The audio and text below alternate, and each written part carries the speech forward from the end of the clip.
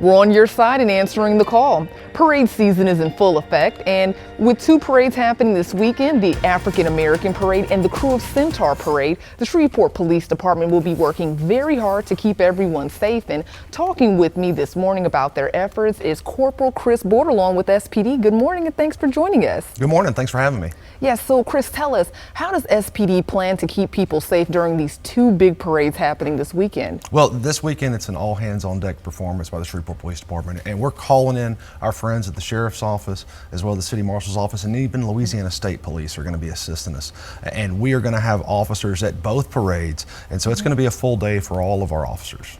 And what are the most common crimes law enforcement arrests people during these parades?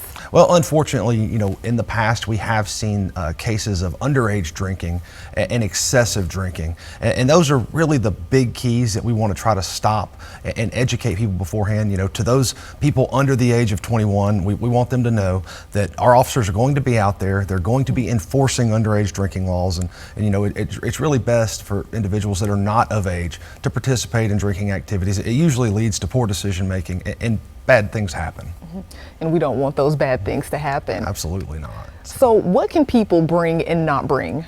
Well, so we are asking, ATVs, four-wheelers, any kind of motorized vehicle that is not fit for the roadway is not allowed at Mardi Gras. We don't want those on the roadway. We don't want those in the neutral ground of Clyde Fant for several reasons. One, it's illegal to operate them on the roadway.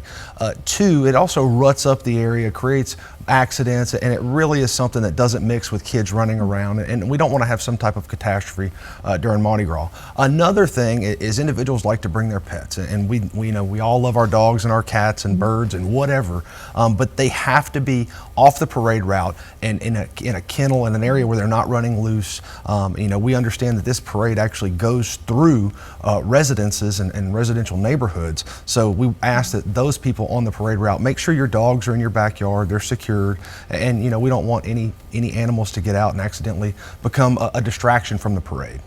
And Chris, before we let you go, if someone's in danger or there's a medical emergency and they're trying to get a hold of SPD during the parade, what should they do? Well, you can always call 911. We'll have officers staged throughout the parade, but you're going to see a heavy visibility of law enforcement. There's going to be over 200 law enforcement on the ground at the parade. So when you do have something, always you can come up to a police officer, but we do suggest that families have a plan. If your child gets separated from you, discuss a meeting location. Ensure that your child knows a phone number, a way to get in touch with a parent, and if they're small and you're worried about them wandering off, even writing a phone number on their arm, so that if law enforcement does find your child, we have a way of contacting the parent. But most importantly, keep an eye on your child. We don't want them to wander off. We don't want them to wander into the parade route, and it's really everyone's child is that parent or that guardian's responsibility. Thank you so much for that information, Chris. Thank you. Thank you for having me. And don't forget, if you've got a question or a topic that you want us to cover here on Answering the Call, email us at pressreleases@ktbs.com. More news to come. Make sure you stay with us as we will be right back.